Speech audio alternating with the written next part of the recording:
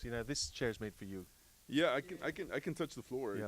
It's an achievement. Being Mexican and over 6 foot tall. That's Ladies and gentlemen, with us this morning is Stephen Merchant, sir. Welcome. Thank you so much for having me. You're a long way from Bristol. I'm a very long way from Bristol. Yeah. Gosh, Bristol. I've been to Bristol once. Oh, you have?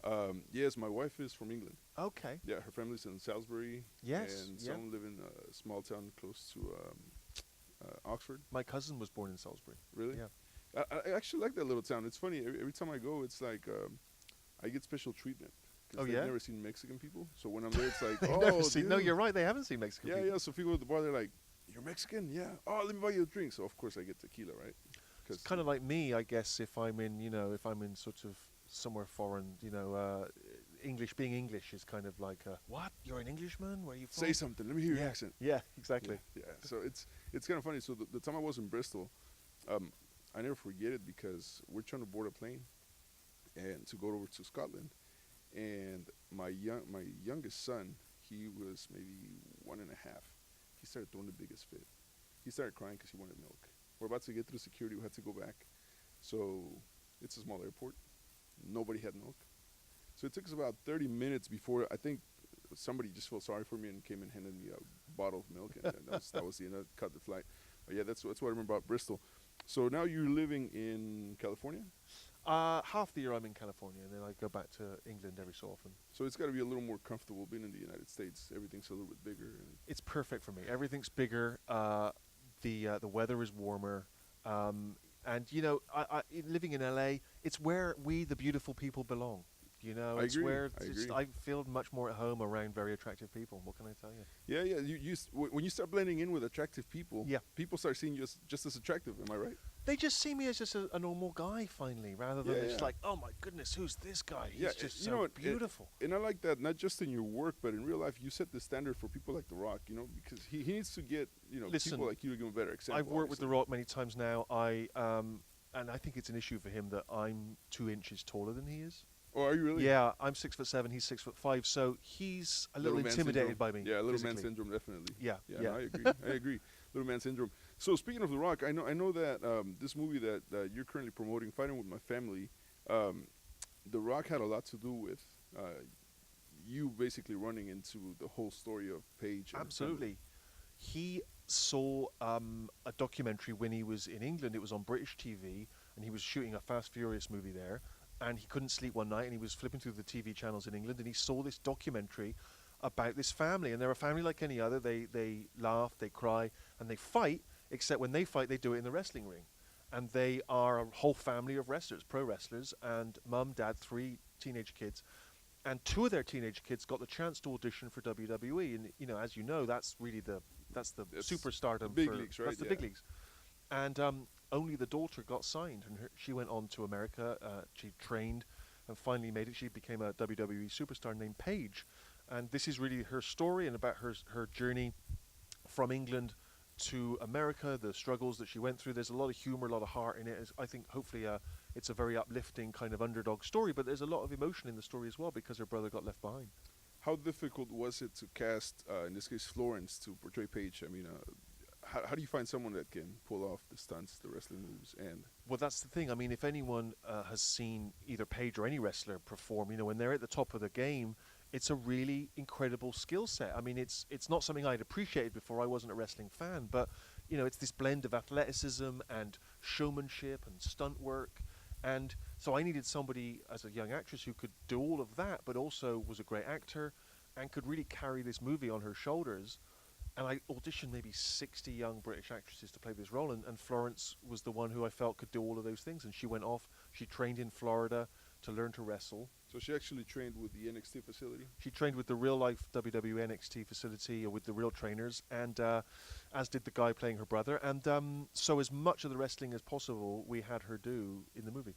Did Paige, has she seen the movie? Obviously she has. Paige, I took the movie when it was finished to Florida, to the NXT. I showed it to Paige. She sat in a room on her own.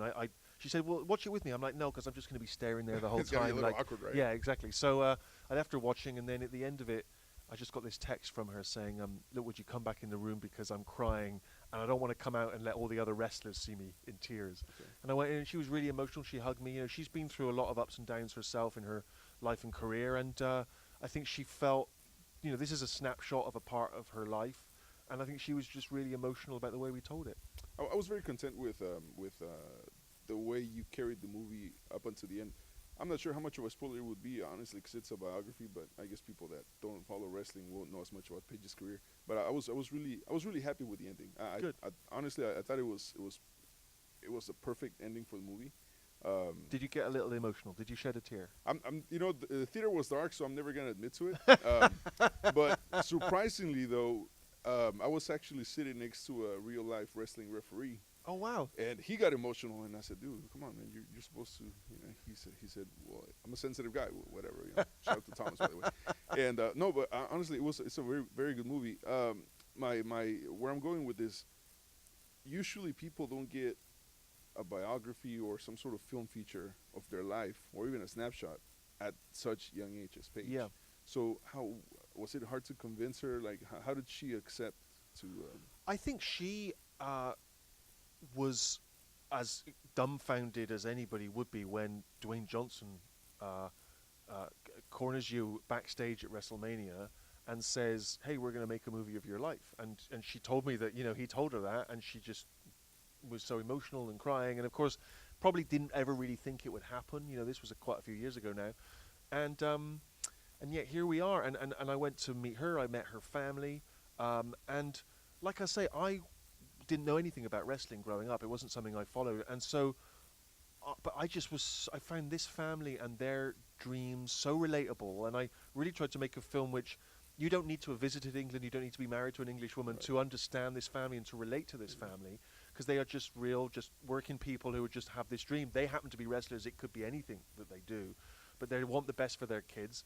And she has this dream, and I really related to that, and I find that such a relatable, entertaining, uplifting story. It felt like a Rocky movie, but like in real life.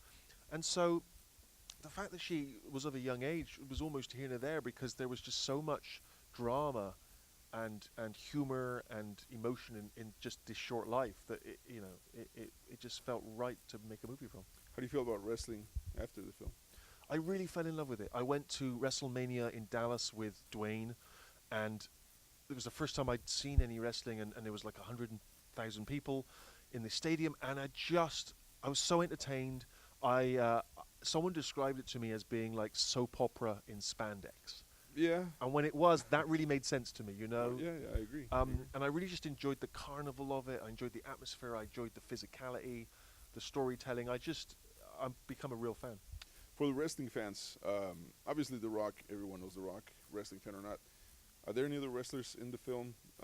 I know that you had to use a wrestler to portray the Divas champion AJ Lee, Yes. which is Selena Vega. Yes, that's right. And she's in the current roster. She portrayed AJ Lee. Are there any other wrestler cameo appearances? There's the Big Show pops up, and there's a little passing moment where the Miz walks by, That's right. and then there's some archive of him, and then there's one or two others I think that. I think Sheamus was in it. Sheamus as is well. there. Yeah, Sheamus in a big shirt in it. We saw them, and we were trying to get AJ, but she's no longer with WWE, so we couldn't get a hold of her. So we had, like you say, someone else play her. But then Dwayne himself playing himself, you know. And then Vince Vaughn. It was a huge surprise. I wasn't even sure of the cast. As a matter of fact, I'm gonna be honest with you. I didn't look up the cast before going into the theater to watch it.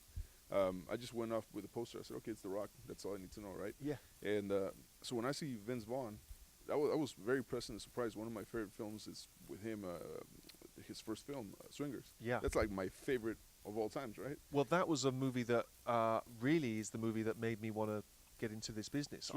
Swingers. I was about 21. I used to do some film reviewing for a local magazine in my hometown, Bristol, and where apparently there's no milk. And At the airport. at the airport, and I saw this movie Swingers, and I just thought, wow, this little independent film. It's made by a bunch of friends. It's the simplicity. It's so simple, and yet so, again, just like I said, that's about guys dating in LA. I was living in Bristol, and yet it felt completely relatable. I felt like it could be my own friends, you know. In fact, when I was working with Ricky Gervais, we used to quote Swingers, and we couldn't remember if it was something we'd said or whether the movie had said it. You know, it just felt so So like us, and so the fact that Vince, all these years later, is in my movie is a real You thrill. forget how good of an actor he is. He's so good. You're expecting a laugh, but then he's actually being serious, and then you realize, wow, this guy's really good. Well, he's one of those actors that, because you've seen him around for so long, you almost take him for granted, And then when you stop for a minute, you're like, oh wow, this guy is really funny, really a good actor, and also just very charismatic. I couldn't take my eyes off him. I just found him so compelling to watch. So, what current projects are you working on right now besides Fighting with My Family? Well, I have been enjoying doing more dramatic acting. So I did this movie Logan with Hugh Jackman. Yeah, yeah. Where I think played I a- think some people might have seen it. They may have seen that, where I play a giant albino mutant. It was typecasting, and that was a more serious role. And so I just played a Gestapo Nazi officer in a movie that comes out later the year. So I'm trying to kind of do more dramatic stuff, and then at the moment just looking for my next movie more project. towards the acting. Well, I want to do another movie, but I've got such a wide-ranging taste of movies that I just don't quite know what to do next. In fact, again, like I say, I didn't know anything about wrestling, and if Dwayne hadn't sent me this project, I probably wouldn't have ever come across it. So I basically need The Rock to come up with another idea. How involved was he in the production process? He's a producer on the movie. He was very involved. He gave me, sat with me for hours and talked to me about wrestling, got me up to speed on it, told me about how it blurs reality and fiction, about all the kinds of mechanics of it, and worked with Florence, helped her both in terms of the wrestling and also the promo stuff where they have to talk to the crowd. He helped me with the editing and kind of giving me notes on the authenticity, and so he was really intrinsic to it. How did you? The final question, and this is a warning. It might be a bit of a spoiler, but not really.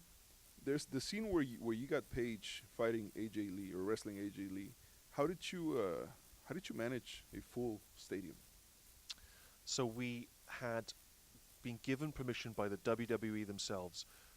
They have their Monday Night Raw show that finishes, and they gave us 1 hour in the stadium with all the lights and the equipment. And they say, "Well, keep the fans there, and you can film with them." I don't mean they locked the doors and kind of trapped them in there. They just invited them to stay. You're stuck here. You can't go anywhere. And so Dwayne came down, and he kind of compared the event, and he went out there. And when The Rock, if you've ever seen him live in front of a wrestling crowd, it's crazy, right? The people just go insane for him. Yeah. And so we had 1 hour, and I said to him, "Please go out there, explain what's happening, explain we're shooting the movie. Don't get carried away in the ring." That guy went out there. He did 20 minutes on the microphone. He was joking with people, making phone calls. And I'm just looking at my watch, and I'm the only person, I think, who's ever been screaming at The Rock to get out of the ring. And eventually he snapped back into action. He took the audience through it. Young Florence came out. She recreated this match in front of these fans. And those fans were as tough on her as they would be on the real Paige. She said at one point she was down on the mat, recreating this fight, and she looked across, an 8-year-old boy was like, "You suck!" That's great. That's great. Yeah, so it was intense but exciting. That's great when the crowd participates, especially having so many extras. That's ridiculous. Yeah. We couldn't have afforded 20,000 fans. Are you kidding me? Yeah, a little CGI goes a long way. Exactly. Well, Steven, I wish you the best of luck with this movie. It's in theaters February 22nd, nationwide, actually worldwide. Am I correct? Nationwide here, and then it's a different date in England, March 1st. And Perfect. Elsewhere in the world, various dates. Okay, so United States, February 22nd. I strongly recommend it. Everybody knows I love wrestling, so I highly recommend it. And even if you're not a wrestling fan, I think you'll relate to the story. It's just a feel-good story. You come out of the theater feeling good. You don't come out of the theater feeling dreadful. You come out feeling happy. I hope so. Yeah, So and maybe you shed a little tear in the dark, and then you don't tell anyone about it. Just don't tell anybody, especially don't tell wrestling fans, because then you get a lot of comments on social media. So never admit to it. Well, Steven, I wish you the best of luck. Thank you very much for coming by, really and appreciate it. wish you the best. And I hope you find a tall enough car for you. And I hope you come back to Bristol and bring your own milk next time. I'm not going back to Bristol. not with my kids. Steven Merchant, thank you. Thank you.